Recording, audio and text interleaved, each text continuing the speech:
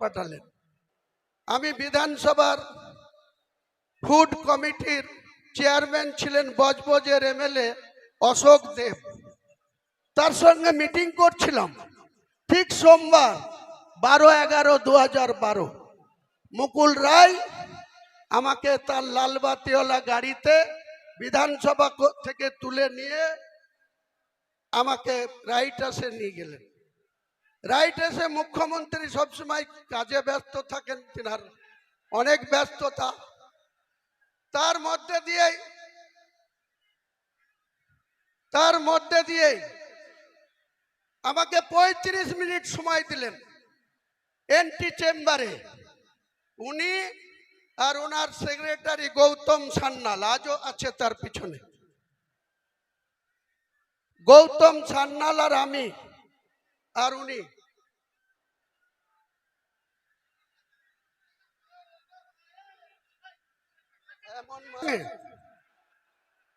কোনো কিছু চাইনি, মন্ত্রী হতে চাইনি। আমি বলেছিলাম আমি কংগ্রেস দলের বিধায়ক। উনি 2011 সালে উনি কংগ্রেসের সঙ্গে জোট করেছিলেন।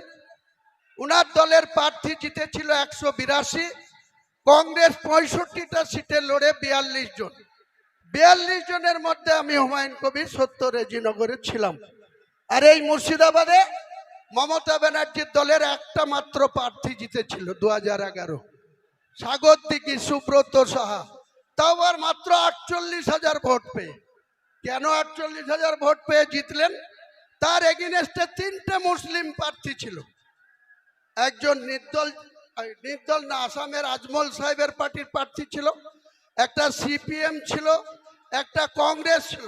চুপেন একটু থামুন, আমি আধ ঘন্টায় বলে শেষ করে দেবো। সবাই একটু থামুন, সবাই থামুন, কথা বললে আমার অসুবিধা হচ্ছে, চুপচাপ থাকুন। তো সেদিনকে মাত্র 48,000 ভোট পেয়ে এই 22টা বিধানসভার মধ্যে সাগরদিঘি বিধানসভাটা তৃণমূল পেয়েছিল। তাহলে তৃণমূল নামক দলের কি শক্তি ছিল মুর্শিদাবাদ জেলায়, আপনারা একটু ঠান্ডা মাথায় চিন্তা করুন।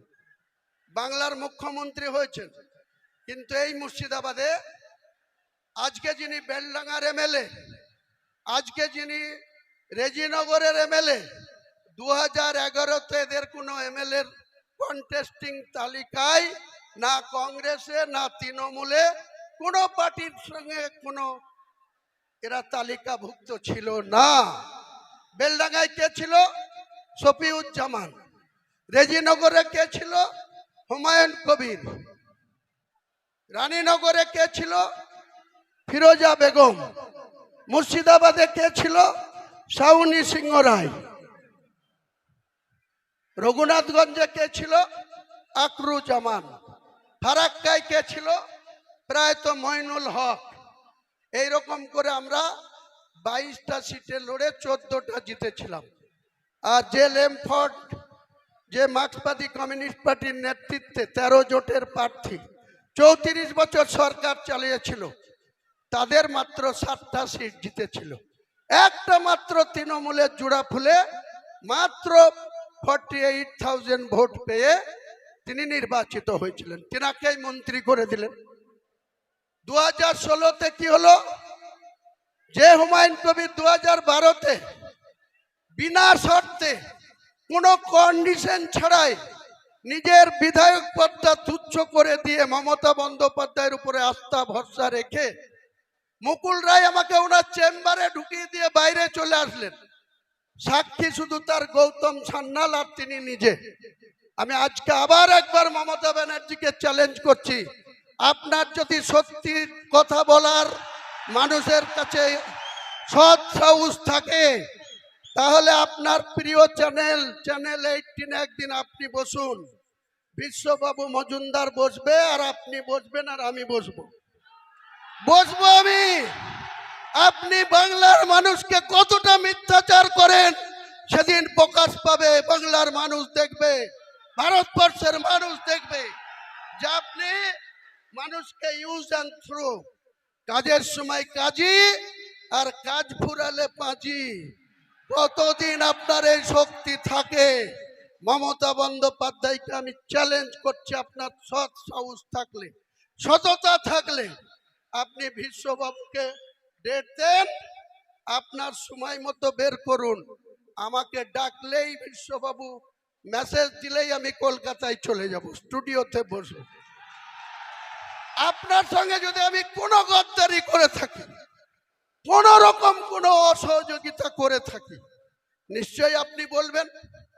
আর আপনি আমার সঙ্গে কতটা মিথ্যাচার করেছেন, কত রকম মিথ্যাচার করেছেন, সেদিন বাংলার মানুষকে একবার নতুন করে আর একবার মনে পড়াবো, জানাবো। সিদ্ধান্ত নেওয়ার মালিক বাংলার জনগণ, সিদ্ধান্ত বাংলার মানুষ নেবে। আপনি আমাকে বলছেন গদ্দার। আপনি রাতের অন্ধকারে মালদা থেকে এসে আপনি আমাকে সাসপেন্ড করার কার সাথে কথা বললেন? লালগুলার বিধায়ক মোহাম্মদ আলী, ওই রঘুনাথগঞ্জের বিধায়ক মন্ত্রী আকরুজ্জামান,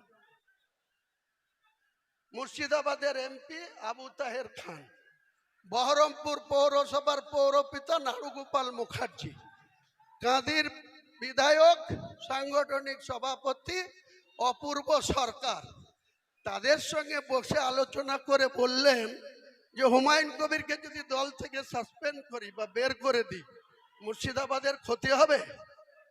তারা নির্দ্বিধায় বলে দিল কোনো ক্ষতি হবে না। আমি মমতা ব্যানার্জি আপনাকে মুর্শিদাবাদে 2011-তে একটা পেয়েছিলেন, আর 2004-এ আমাকে প্রার্থী না দিয়ে শুভেন্দুর কথায় 22টা প্রার্থী দিয়ে 4টে জিতেছিলেন।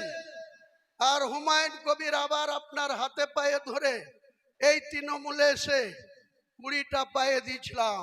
আজকে চ্যালেঞ্জ আমার, কোন শক্তি থাকলে মুর্শিদাবাদে আপনি খাতা খুলে দেখাবেন। মুর্শিদাবাদে 22টা সিটে আপনি খাতা খুলবেন। 2 বিজেপি আছে, বিজেপি হয়তো 2-1টা সিট বাড়িয়ে নিতে পারে, তাদের যা কৌশল, তাদের যা অর্থবল, তাদের যা কৌশল অবলম্বন করে চলছে। কিন্তু আমি চ্যালেঞ্জ করছি, আমি বেঁচে থাকলে মমতা বন্দ্যোপাধ্যায় জুড়া ফুলের জিরো করব, জিরো করব, জিরো করব। আর ওই করিমপুরে লাত খাওয়া নেতা জয়প্রকাশ মজুমদার, ও আমার কাছে রাজনীতিতে নকরযোগ্য না। একটা লুঙ্গি পড়া লোকের লাত খেয়ে সে তৃণমূলের নেতাদের হাতে পায়ে ধরে সহকারী সভাপতি হয়ে বড় বড় লেকচার মারছে। আবার আরেকজন আছে, তার কথা তো বলতেই আমার ঘৃণা লাগে, কুণাল ঘোষ না ছিনাল ঘোষ। এই কুণাল ঘোষ আবার বলছে ক্ষমতা থাকলে ব্রিগেডে করে দেখা। হ্যাঁ কুণাল ঘোষ, হ্যাঁ মমতা ব্যানার্জি, তোমাদেরকে আগামী জানুয়ারি মাসে আমি ব্রিগেড ময়দানে সভা করে দেখাবো। তোমাদের রাজনৈতিক মৃত্যু ঘণ্টা সেদিন বাজিয়ে দিব কলকাতার ব্রিগেড। পারলে তোমরা ঠেকিয়ে নিও, পারলে হুমায়ুন কবিরকে রুখে দিবা। আমি তারিখ ঘোষণা করছি না, 31শে জানুয়ারির আগেই হবে, জানুয়ারি মাস পার হতে দেব না। কারণ আপনারা জানেন ব্রিগেড মাঠটা সেন্ট্রাল গভর্নমেন্টের আন্ডারে, তাদের এনওসি নিতে হবে। এনওসি তো অনেক কিছু আটকাবার চেষ্টা করবে, সে আমি নিশ্চয়ই চেষ্টা চরিত্র করে যদি আমি এনওসি পাই, ব্রিগেডেই। আপনি এক সময় মমতা ব্যানার্জিকে কি বলেছিলেন? চোরের রানী বলেছিলেন।